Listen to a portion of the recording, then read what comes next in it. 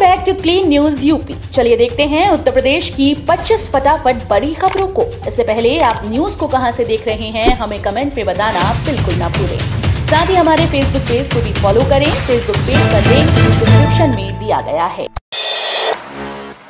Sweden से मिला 15,000 करोड़ का निवेश प्रस्ताव। फिल्म सिटी में भी करेंगे निवेश। स्वीडन में रोड शो करने गए औद्योगिक विकास मंत्री नंदगोपाल गुप्ता नंदी और पीडब्ल्यूडी मंत्री जितिन प्रसाद को स्टॉकहोम में 15,000 करोड़ से अधिक का निवेश प्रस्ताव मिला। स्वीडन की प्रमुख कंपनी INGK की ओर से यूपी में रिटेल स्टोर्स, लग्जरी मॉल और निर्माण कंपनी सरनेके ने यूपी फिल्म सिटी में 10,000 करोड़ के निवेश का प्रस्ताव दिया है। वाराणसी चंदौली के 127 उद्यमी करेंगे निवेश। मैनेजमेंट ने दी बड़ी जानकारी। अगले साल फरवरी में 10 से 12 तक होने वाले ग्लोबल इन्वेस्टर समिट में वाराणसी और चंदौली के 127 उद्यमियों ने 2500 करोड़ रुपए के निवेश की इच्छा जताई। समिट के लिए मुख्यमंत्री ने $1 ट्रिलियन निवेश करने का लक्ष्य रखा है। यूपीसीडा की ओर से निवेश को आकर्षित करने के लिए सुंदरपुर स्थित कार्यालय में इन्वेस्टर समिट एवं उद्यमियों की संगोष्ठी हुई। अब कम हो जाएंगे हार्ट अटैक के मामले। वरदान साबित हो रही हृदय महाकषाय औषधि। हृदय रोगियों की संख्या बढ़ती जा रही है। पहले ये बीमारी 50 साल से कम उम्र वालों की मानी जाती थी, लेकिन अब इसकी जद में युवा ही नहीं बल्कि किशोर भी आ रहे हैं। आए दिन लोग हार्ट फेल होने से मौत के मुंह में जा रहे हैं। कोई दिल में छेद तो कोई कोलेस्ट्रॉल बढ़ने से परेशान है। ऐसे मरीजों के लिए BHU आयुर्वेद संकाय में तैयार की गई हृदय महाकषाय औषधि वरदान साबित हो रही है। मरीजों को ये निशुल्क देने के साथ ही उनकी निगरानी भी की जा रही है। हार्ट अटैक से पीड़ित लोगों के लिए ये ज्यादा लाभप्रद है। सरकार किसानों को मुफ्त दे रही 2 सोलर पंप, महंगे डीजल से मिलेगी निजात। केंद्र की नरेंद्र मोदी सरकार किसानों की आय को दुगना करने के लिए कई योजनाएं चला रही है। केंद्र के इसी प्रयास को आगे बढ़ाते हुए उत्तर प्रदेश की योगी आदित्यनाथ सरकार ने भी राज्य के खेतीहरों के लिए कई योजनाएं शुरू की हैं। इन्हीं में से एक स्कीम यूपी किसान उदय योजना 2023 है। इसके तहत राज्य सरकार किसानों को 2 सोलर पंप मुफ्त दे रही है। इससे किसानों को सिंचाई पर खर्च होने वाले महंगे डीजल से छुटकारा मिलेगा। यही नहीं, यूपी सरकार 5 साल तक इन सोलर पंप के रखरखाव का जिम्मा भी उठाएगी। नदियों की स्वच्छता के लिए बच्चों को जागरूक करेगी योगी सरकार। 29 जिलों के विद्यालयों में शुरू होगा अभियान। गंगा व उसकी सहायक नदियों को प्रदूषण मुक्त बनाने की कोशिश में जुटी योगी सरकार अब नदियों की स्वच्छता के लिए बच्चों में जागरूकता अभियान चलाने जा रही है। यह अभियान उन 29 जिलों से शुरू किया जाएगा जो गंगा व उसकी सहायक नदियों के किनारे बसे हुए हैं। स्कूल्स में प्रार्थना सभा के दौरान गंगा व उनकी नदियों की स्वच्छता कितनी जरूरी है, इसके बारे में बताया जाएगा। गंगा क्विज, चित्रकला प्रतियोगिता, गंगा शपथ व गंगा आरती जैसी गतिविधियां आयोजित की जाएंगी। एयरपोर्ट से लेकर गंगा घाटों तक होगी सजावट। G20 शिखर सम्मेलन अगस्त में होना है। इसकी तैयारियां अभी से शुरू हो गई हैं। नगर निगम की ओर से प्रमुख चौराहों को सजाने के अलावा शहर की सफाई व्यवस्था, अवैध विज्ञापनों को हटवाने, अतिक्रमण हटवाने के साथ सड़क किनारे पौधारोपण कराने की है। बाबतपुर एयरपोर्ट से लेकर गंगा घाट तक रास्ते में पड़ने वाले सभी प्रमुख चौराहों को सजाया जाएगा। आकर्षक लाइटिंग के अलावा फव्वारे भी कुछ जगहों पर लगाई जाएंगी। गोरखपुर खिचड़ी मेले में चलाई जाएंगी 25 इलेक्ट्रिक बसेस। वेला स्पेशल बनकर चलेंगी। खिचड़ी मेले में 25 इलेक्ट्रिक बसेस लगाई जाएंगी जो देश विदेश से मेले में आने वाले श्रद्धालुओं की सुविधा के अनुसार अलग अलग रूट्स पर चलाई जाएंगी। वहीं 25 इलेक्ट्रिक बसेस अस्थायी तौर पर लखनऊ से मंगवाई जा रही हैं ताकि श्रद्धालुओं को किसी तरह की कोई दिक्कत ना हो। खिचड़ी मेले में 25 इलेक्ट्रिक बसेस लगाई जाएंगी जो देश विदेश से मेले में आने वाले श्रद्धालुओं की सुविधा अनुसार अलग अलग रूट्स पर चलाई जाएंगी। गॉल ब्लैडर कैंसर पर शोध करेगा एम्स। डॉक्टर्स ने लिया 300 मरीजों का डेटा। पूर्वांचल सहित बिहार के सिवान, छपरा, पश्चिमी और पूर्वी चंपारण जैसे जिलों में गॉल ब्लैडर कैंसर के मामले तेजी से बढ़ते जा रहे हैं। एम्स की ओपीडी में ऐसे मरीज प्रतिदिन इलाज के लिए पहुंच रहे हैं। गॉल ब्लैडर के बढ़ते मामलों के बीच एम्स ने इस बीमारी पर शोध का फैसला लिया। इसके तहत एम्स में इलाज करा रहे 300 मरीजों की पूरी जानकारी इकट्ठा की गई। इन मरीजों की उम्र 40 से 60 वर्ष के बीच है। इनमें 200 महिलाएं और 100 पुरुष शामिल हैं। 1843 एकड़ में लगेंगे उद्योग। 10,000 लोगों को मिलेगा रोजगार। गोरखपुर जिले के धुरियापार इंडस्ट्रियल टाउनशिप में करीब 1843 एकड़ में उद्योग लगेंगे और करीब 10,000 से ज्यादा लोगों को रोजगार मिलेगा। गोरखपुर औद्योगिक विकास प्राधिकरण प्रशासन ने धुरियापार इंडस्ट्रियल टाउनशिप के मास्टर प्लान पर प्रक्रियात्मक कार्य तेज कर दिया है। इसी क्रम में गीडा के मुख्य कार्यपालक अधिकारी ने संबंधित विभागों के अधिकारियों के साथ पहले बैठक की और फिर क्षेत्र का निरीक्षण कर कई महत्वपूर्ण पहलुओं को मास्टर प्लान में शामिल करने का निर्णय लिया है। गोरखपुर सर्किट हाउस से नौकायन तक और चौड़ी होगी सड़क, खर्च होंगे 1.70 करोड़ रुपए। गोरखपुर सर्किट हाउस से नौकायन की ओर जाने वाली सड़क को महंत दिग्विजयनाथ पार्क की ओर 2 लेन चौड़ा किया जाएगा। इसके अलावा पार्क से सटे करीब 1.5 मीटर का पाथवे बनाया जाएगा। सर्किट हाउस के सामने से दूसरी तरफ डायवर्जन के लिए कट बनाए जाएंगे। 300 मीटर लंबाई में बनने वाली 2 लेन सड़क और अन्य सुविधाओं पर करीब 1.70 करोड़ रुपए खर्च किए जाएंगे। खाद कारखाना परिसर में बनेगा कौशल विकास केंद्र। खाद कारखाना परिसर में कौशल विकास केंद्र बनेगा, जिसमें युवाओं को खाद कारखाने के विभिन्न ट्रेड्स में काम करने के लिए प्रशिक्षित किया जाएगा। यहां प्रशिक्षित युवाओं को गोरखपुर एवं अन्य स्थानों पर स्थापित खाद कारखाने में नौकरी मिल सकेगी। राज्य सरकार ने इसके लिए खाद कारखाना परिसर में 20 एकड़ की जमीन आवंटित की है। इसका संचालन central institute of petrochemicals engineering and technology के द्वारा किया जाएगा।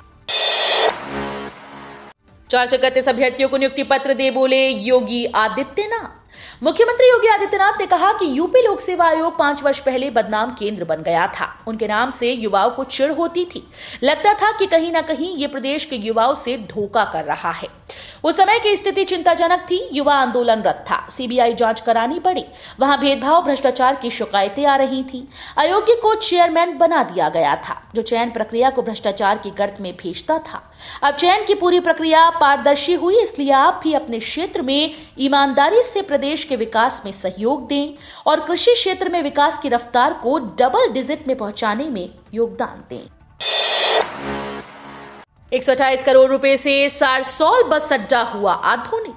सारसौल बस अड्डे को लेकर स्थिति अब साफ हो गई है। सूत मिल स्थित सारसौल बस अड्डा एयरपोर्ट और मॉल के तर्ज पर विकसित किया जाएगा। पीपीपी मॉडल पर 128 करोड़ रुपए से आधुनिक बस अड्डे का निर्माण किया जाएगा, जिसमें पार्किंग, कैफेटेरिया और कर्मचारियों के आराम करने के लिए कमरे बनाए जाएंगे। 1.91 करोड़ बच्चों के लिए जनवरी तक स्कूल पहुंचने लगेंगी किताबें। अगले शैक्षिक सत्र से जनवरी के अंत तक किताबें स्कूल्स में पहुंचनी शुरू हो जाएंगी। कक्षा 4 से 8 तक के निःशुल्क पाठ्य पुस्तकों के लिए टेंडर हो चुका है। अगले सत्र में 1.91 करोड़ बच्चों को किताबें दी जानी है। इस बार अधिकारियों ने किताबों को समय से पहुंचाने के लिए आदेश नवंबर में ही जारी करवा दिया और इसके बाद टेंडर की प्रक्रिया पूरी कर दी। हर वर्ष आदेश जारी होते होते मार्च अप्रैल हो जाती है और बच्चों तक समय से किताबें नहीं पहुंचती। इस शैक्षिक सत्र की किताबें भी अक्टूबर नवंबर तक बांटी गईं। योगी सरकार का बड़ा कदम, कोरोना से अनाथ बच्चों को 10-10 लाख दिए। कोरोना से गोरखपुर जिले के जिन 11 मासूमों के सिर से मां बाप का साया छिन गया, उन्हें केंद्र सरकार ने बड़ी मदद दी। इन सभी 11 बच्चों के नाम 10-10 लाख रुपए की एफडी कराई गई। कोरोना के कहर से बड़ी संख्या में लोगों की मौतें हुई। गोरखपुर जिले में 11 बच्चों के माता पिता की कोरोना से मौत हो गई। इन बच्चों के जीवन के सामने बड़ा संकट खड़ा हो गया। ऐसे में सरकार ने इनकी परवरिश की जिम्मेदारी उठाने का निर्णय लिया। इन बच्चों के बैंक खाते खुलवाए गए। खाते में अभिभावक के रूप में जिलाधिकारी का नाम दर्ज किया गया है। यूपी में इस रास्ते पर बड़ी ट्रेन की स्पीड, गाजियाबाद के रास्ते राजधानी का रूट बदला। मुरादाबाद रेल मंडल में मेन लाइन के साथ ब्रांच लाइंस पर ट्रेन को रफ्तार देने की तैयारी चल रही है। बिजनौर से जुड़े हुए गजरौला, मुजफ्फरपुर, नारायणपुर रूट को अपग्रेड करके इस पर ट्रेन की रफ्तार 110 किलोमीटर प्रति घंटा होगी। इस वित्तीय वर्ष मंडी धनौरा स्थित 3 स्टेशन तक गाड़ी को रफ्तार देने का काम पूरा होने की उम्मीद है। बाकी बिजनौर व अन्य स्टेशन तक स्पीड बढ़ाने का काम अगले साल तक पूरा करने का लक्ष्य रखा गया है। मुरादाबाद, गाजियाबाद, सहारनपुर, लखनऊ रेल मार्ग पर स्पीड सुधार के बाद तैयारी गजरौला मुजम्मनपुर रूट की है। तोहफों पर टीडीएस काटेंगी कंपनीज। यूपी के लाखों कर्मचारी भरेंगे टैक्स। कंपनियों की दरियादिली अब कर्मचारियों और कारोबारियों पर भारी पड़ेगी। स्टाफ या डीलर्स को दिए जाने वाले तोहफों पर companies TDS काटेंगी।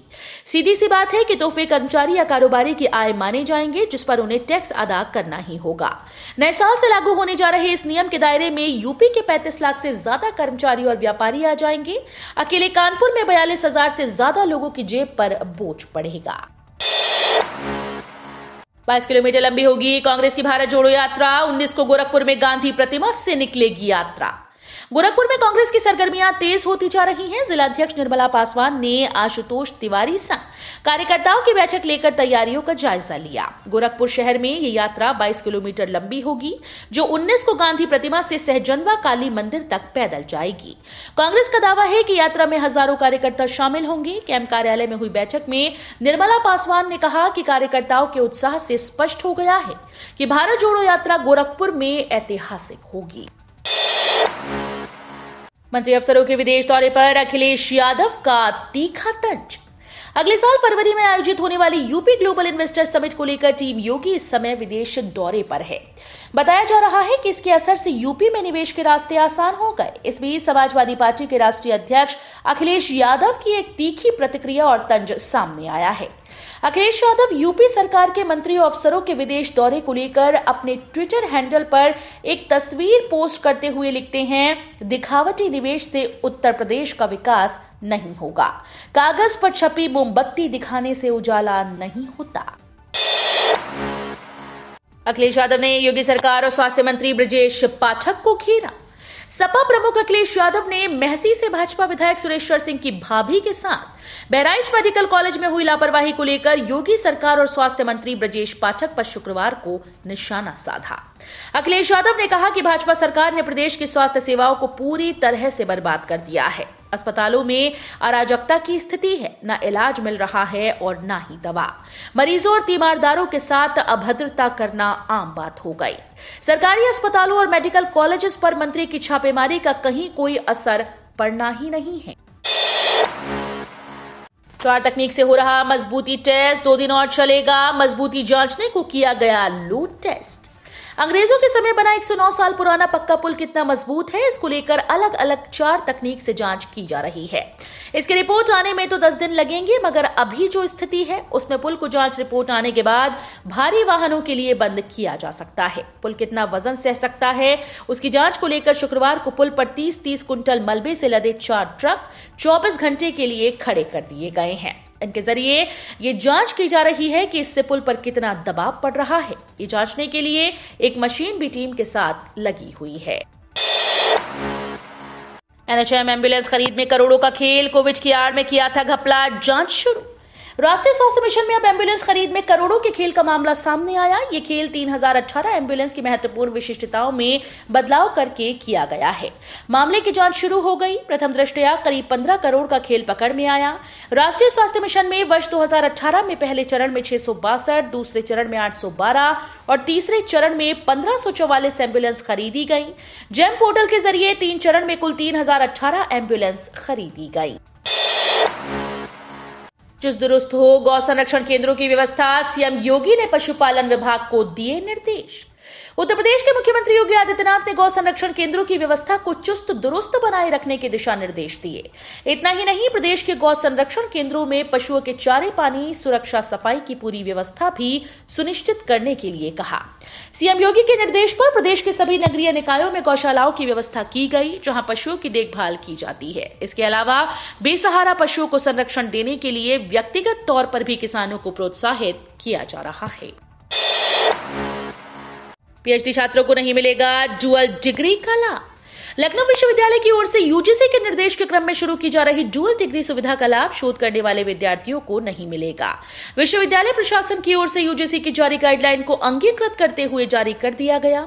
Dean student welfare professor Poonam Tandon ने बताया कि यूजीसी की व्यवस्था के अनुसार नियमित कोर्स में पढ़ाई करने वाले विद्यार्थी इसके साथ एक अन्य कोर्स कहीं से भी ऑनलाइन या डिस्टेंस मोड से कर सकेंगे। इसे हाल ही में हुई कार्य परिषद की बैठक में हरी झंडी दी जा चुकी है। नए सत्र 2022-23 से इस व्यवस्था को प्रभावी बनाया जाएगा। किसानों को मिलेगा न्यू ईयर गिफ्ट, खाते में भेजे जाएंगे रुपए। प्रधानमंत्री किसान सम्मान निधि योजना के तहत किसानों को 6,000 रुपए की सालाना आर्थिक मदद दी जाती है। ये राशि किसानों के खाते में हर 4 महीने के अंतराल पर 3 किश्तों में 2-2 हजार रुपए में भेजी जाती है। लेटेस्ट अपडेट के मुताबिक किसानों के खाते में अब 12 किश्तें भेजी जा चुकी हैं। न्यू ईयर गिफ्ट के तौर पर 13वीं किश्त किसानों के खाते में जनवरी महीने के शुरुआती दिनों में दी जा सकती है। तो ये थी आज की 25 फटाफट बड़ी खबरें। अगर आपको न्यूज पसंद आई हो तो वीडियो को लाइक और शेयर जरूर करें। धन्यवाद।